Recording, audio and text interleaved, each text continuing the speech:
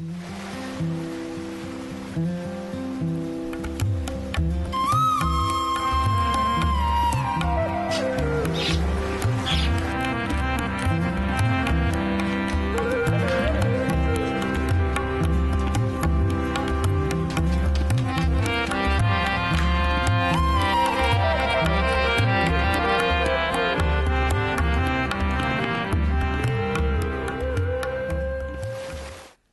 خدا، تو میرا خدا ہے، میں دل سے تیرا طالب رہوں گا۔ خشک اور پیاسی زمین میں جہاں پانی نہیں، میری جان تیری پیاسی اور میرا جسم تیرا مشتاق ہے۔ اس طرح میں نے مقدس میں تجھ پر نگاہ کی تاکہ تیری قدرت اور حشمت کو دیکھوں، کیونکہ تیری شفقت زندگی سے بہتر ہے۔ میرے ہونٹ تیری تعریف کریں گے، اسی طرح میں عمر بھر تجھے مبارک کہوں گا اور تیرا نام لے کر اپنے ہاتھ اٹھایا کروں گا۔ میری جان گویا گودے اور چربی سے سیر ہوگی اور میرا منہ مسرور لبوں سے تیری تعریف کرے گا۔ جب میں بستر پر تجھے یاد کروں گا اور رات کے ایک ایک پہر میں تجھ پر دھیان کروں گا، اس لیے کہ تو میرا مددگار رہا ہے، اور میں تیرے پروں کے سائے میں خوشی مناؤں گا۔ میں تیرے پروں کے سائے میں خوشی مناؤں گا۔ میری جان کو تیری ہی دھن ہے، تیرا دہنا ہاتھ مجھے سنبھالتا ہے۔ میری جان کو تیری ہی دھن ہے، تیرا دہنا ہاتھ مجھے سنبھالتا ہے۔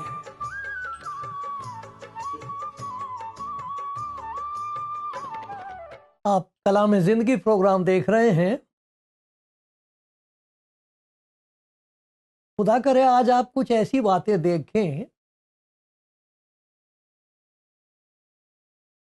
ایسی باتیں پہچان لیں جن سے آپ ایسے لپٹ جائیں کہ کبھی ان سے دور نہ ہونا چاہیں۔ کچھ ایسی باتیں آپ کے دل کی تہہ تک پہنچ جائیں کہ آپ ان باتوں کو خزانوں سے بھی زیادہ پیار کر سکیں، کیونکہ خدا کا کلام ایک ایسی طاقت ہے جس کے ذریعے سے محفوظ رہتے ہیں، بچے رہتے ہیں، خداوند کے پیار میں بڑھتے رہتے ہیں اور خداوند کی برکتیں زیادہ سے زیادہ حاصل کرتے ہیں۔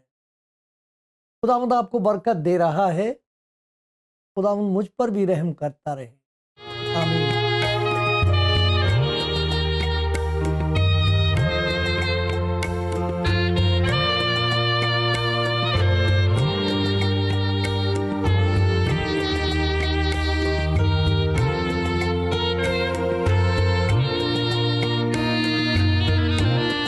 آپ میں سے بہت ایسے بھائی ہیں، بہن ہیں، آپ سب خداوند کے پیارے ہو۔ آپ میں سے بہتوں نے اپنی زندگی کا یہ فیصلہ کر لیا ہے اور بہت تجربہ کرنے کے بعد، تلاش کے بعد یہ فیصلہ کیا ہے کہ ہم خدا کے نزدیک رہیں گے، خداوند یسوع مسیح پر بھروسہ کر کے، اس پر یقین کر کے،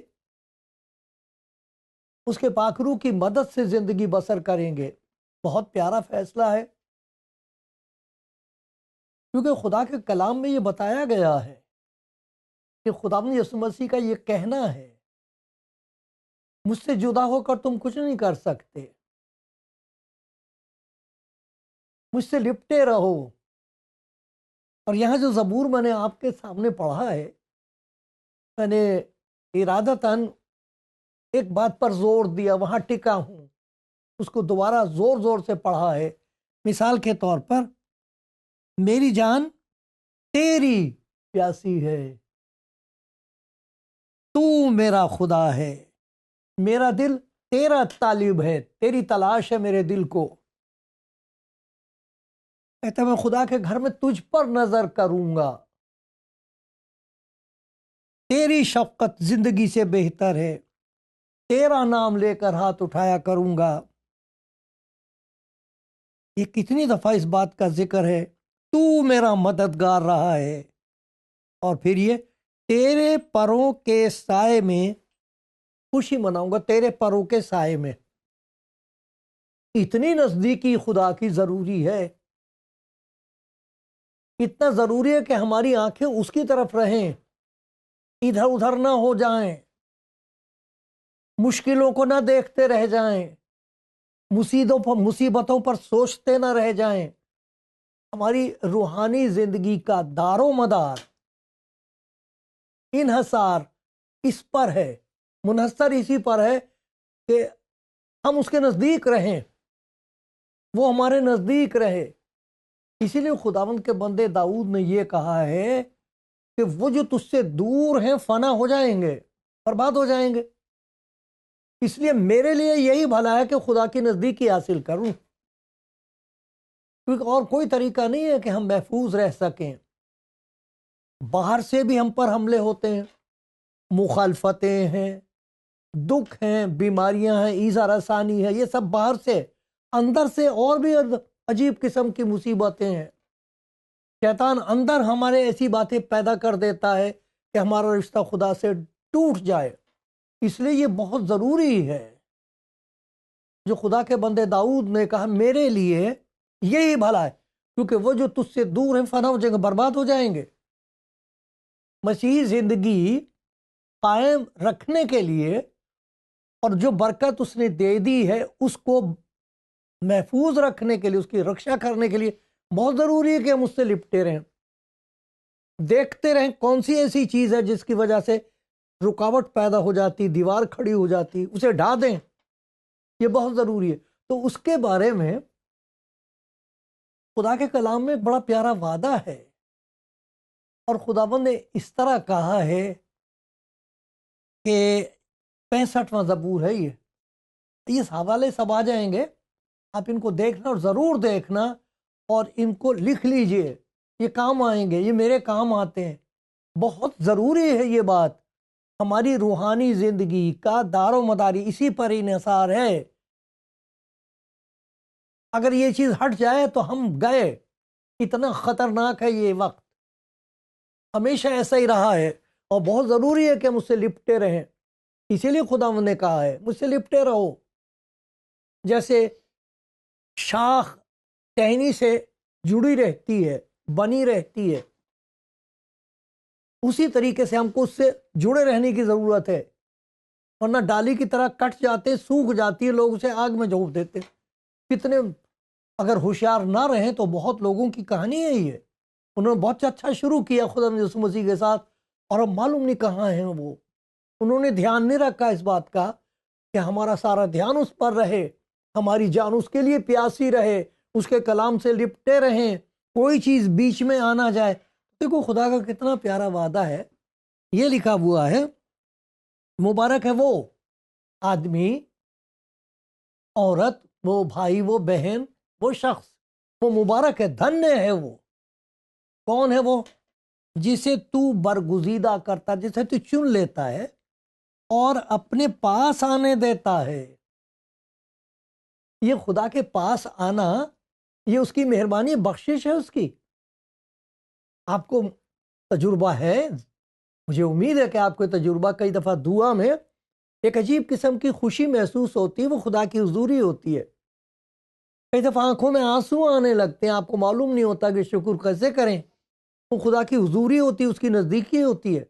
اور بھی کئی ایسے طریقے ہیں جس میں خدا کی حضوری کا احساس ہوتا ہے،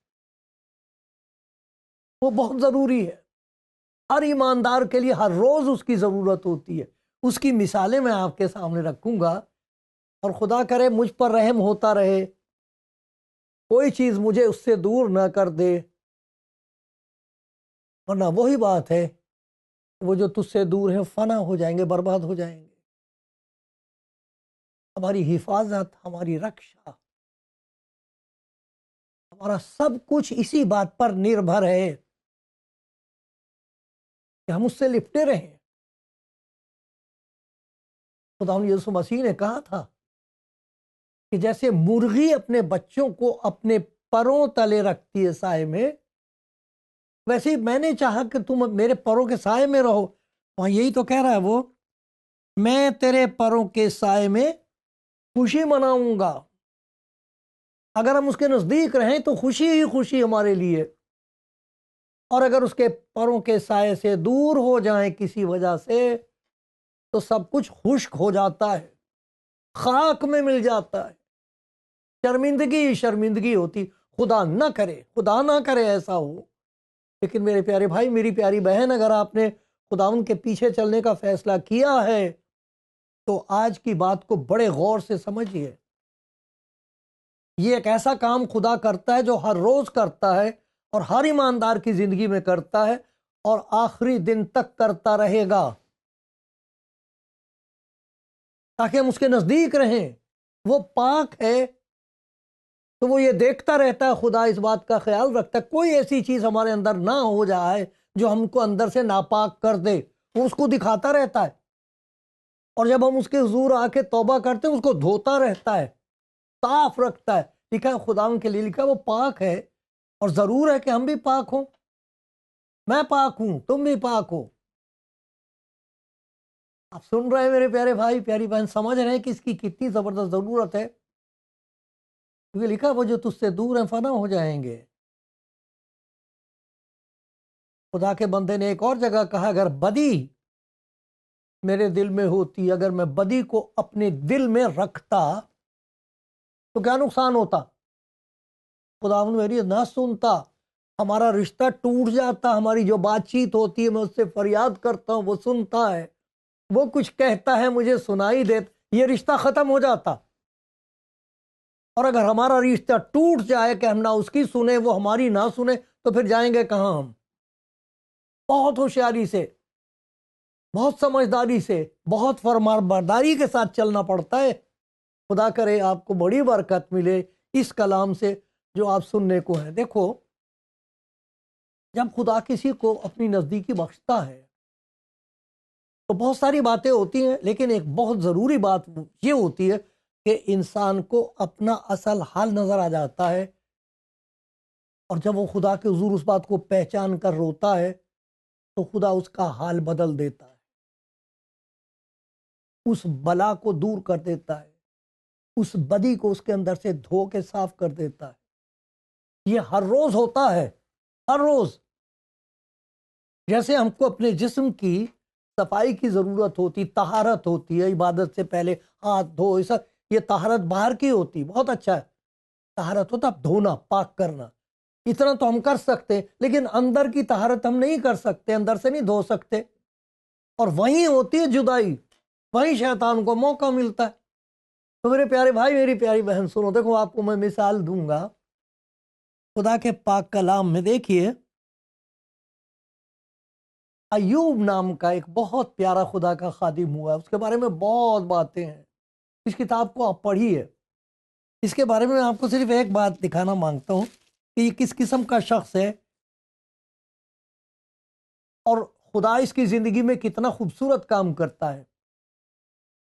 پہلی آیت میں لکھا ہے، یہ ایوب کی کتاب ہے، جوب، ایوب کی کتاب۔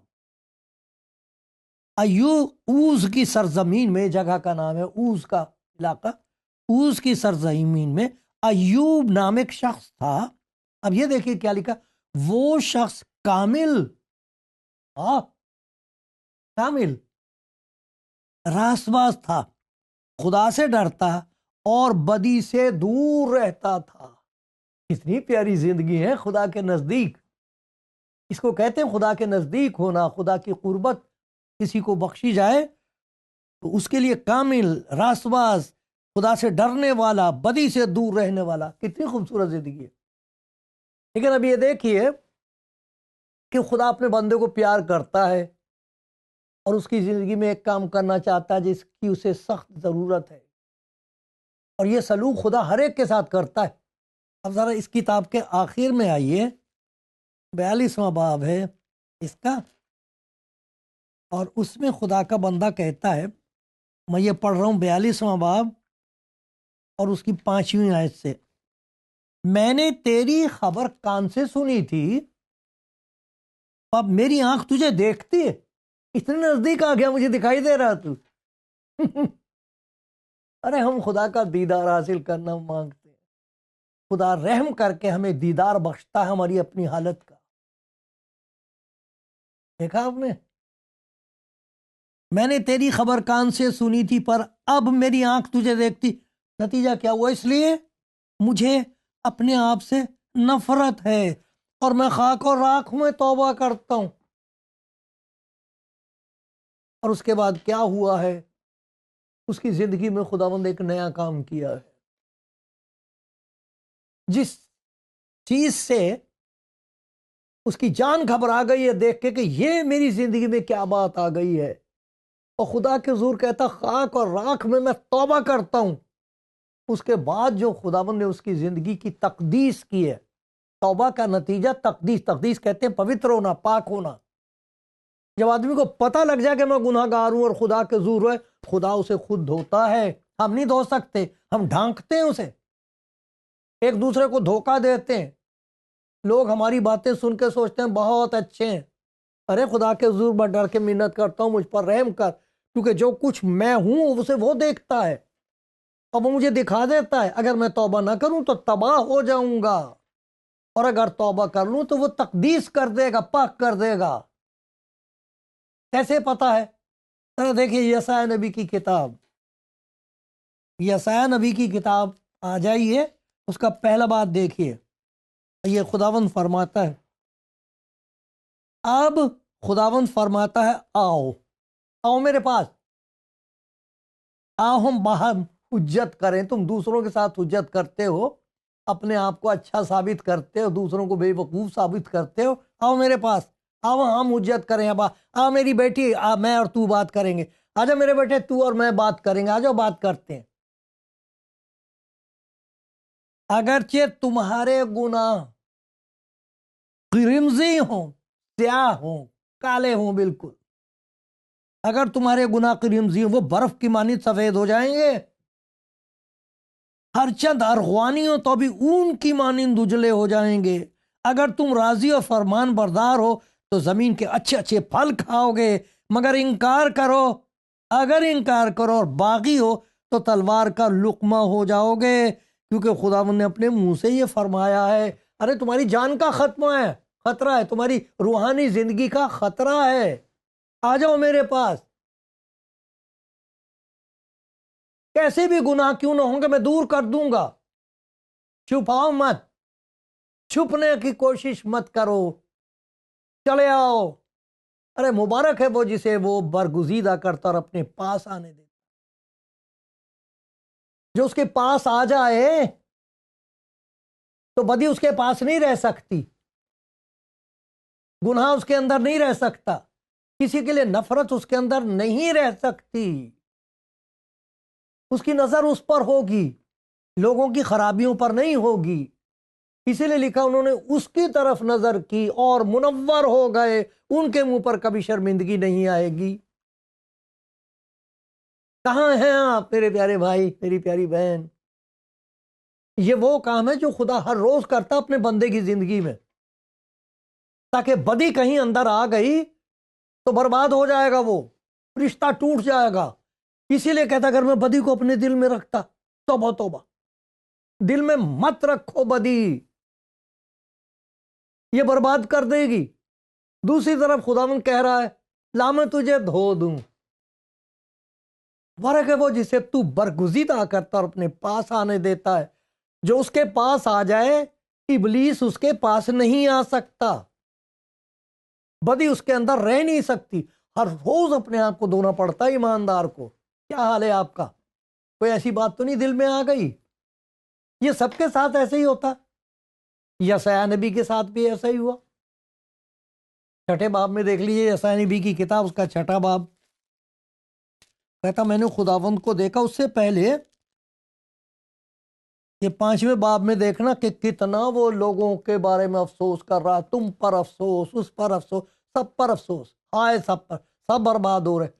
اسے یہ نہیں پتا تھا کہ اس کا اپنے دل کا کیا حال ہے۔ میرے لیے کتنا آسان ہے سب کو کہہ دینا کہ تم غلط ہو، ارے جب اس کے نزدیک آئے تب پتہ لگتا میرا اپنا کیا حال ہے۔ تب آدمی، لکھا ہے کہ جس سال عزیہ بادشاہ نے، یہ چھٹا باب ہے، جس سال عزیہ بادشاہ نے وفات پائی، میں نے خداوند کو ایک بڑی بلندی اور اونچے تخت پر بیٹھے دیکھا۔ پہلے بادشاہ کو دیکھ رہا تھا، اپنے آپ کو دیکھ رہا تھا، لوگوں کو دیکھ رہا تھا۔ لکھا جب اس نے خداوند کو دیکھا ہے تب میں بول اٹھا مجھ پر افسوس، میں تو برباد ہوا کیونکہ میرے ہونٹ ناپاک ہے۔ تب اسے نظر آیا کہ جن ہونٹوں سے میں دوسروں پر افسوس بھیج رہا ہوں یہ ہونٹ تو ناپاک ہیں، ارے میرا منہ تو گندا ہے، میرے خیالات تو ناپاک ہیں، جو بات میں کہہ رہا ہوں وہ گندی ہے، گھنونی ہے خدا کی نظر میں۔ دیکھا انہوں نے یسعیاہ نبی کی زندگی میں بھی یہی ہوا۔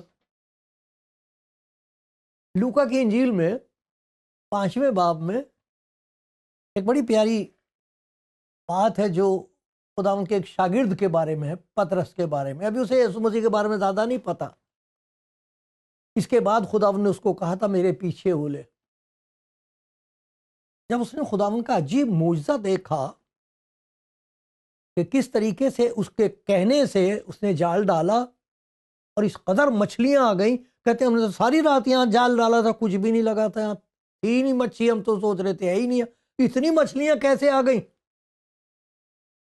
جب اسے خداوند کی حضوری کا احساس ہوا تو اسے کہتا میرے پاس سے چلا جا کیونکہ میں گناہ گار آدمی ہوں۔ اسے بڑا خوش ہونا چاہیے تھا، مجھے مچھلی بہت بکے گی، بہت پیسے ہوں گے، ہم کامیاب ہو گئے۔ لیکن خدا نے اسے یہ نہیں کہ مچھلیاں دے دی اسے، اس سے بڑی برکت یہ دے دی کہ پطرس نے پہلی دفعہ اپنے آپ کو دیکھا خدا کی نظر سے۔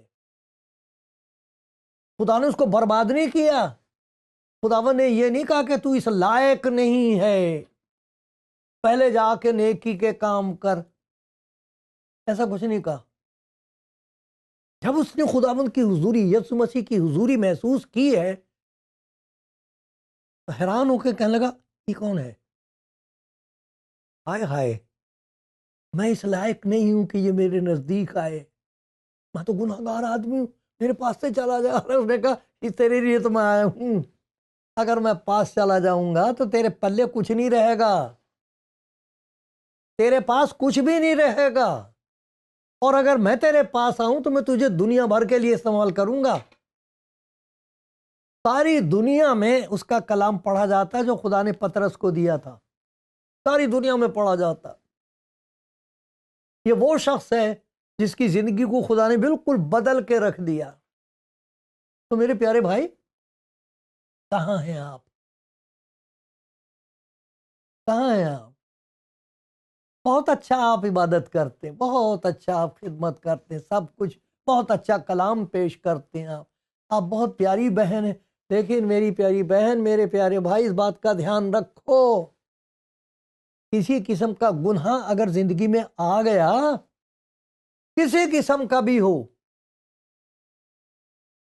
کوئی بدی ہو، کسی کے خلاف ہو، دشمن کے لیے ہو، تو یہ یاد رکھنا چاہیے، لکھا گناہ جب بڑھ چکا تو موت پیدا کرتا ہے،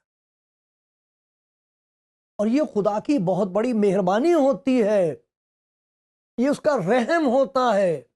یہی نہیں کہ ہمیں بیماری سے شفا دے دے، شکر ہے خدا کا، یہی نہیں کہ ہماری دعا کے جواب میں ہمیں ترقی دے دے، خدا کا شکر ہو، اولاد بخش دی، خدا کا شکر ہو، لیکن آپ کی روحانی زندگی کا کیا حال ہے؟ یہ سب یہیں رہ جائے گا، ہم کو جانا ہے، تخت عدالت کے سامنے کھڑے ہونا ہے، زندگی کے دن گنے ہوئے، تب کیا ہوگا؟ اس دن کا لحاظ رکھتے ہوئے تاکہ ہم سلامتی سے اپنے باپ کے گھر پہنچ جائیں، وہ ہماری زندگی کی تقدیس کرتا رہتا، صاف کرتا رہتا۔ اگر آج کوئی بات خدا آپ کو دکھا دے، میری بیٹی یہ بات تیری زندگی میں ٹھیک نہیں ہے، میرے بیٹے، میرے خادم، خدا مجھ پر رحم کرے، ڈرتے اور کانپتے ہوئے سوچ سمجھ کے خدا کے حکم کے مطابق یہ میں بات آپ کو کہہ رہا ہوں، خود جا کے گھر پہ اور اس پر غور کروں گا۔ مبارک ہے وہ جسے تو برگزیدہ کرتا ہے اور اپنے پاس آنے دیتا ہے، اور جو اس کے پاس آ جائے بدی اس کے پاس نہیں رہے گی۔ لکھا ہے خدا سے محبت رکھنے والوں بدی سے نفرت کرو۔ پتہ سے بڑھ کر غلبہ دیتا وہ ان چیزوں پر۔ اگر کوئی ایسی بات ہے دل میں وہ دکھائے تو اسے چھپانے کی کوشش نہ کرنا۔ یاد رہے گی یہ بات۔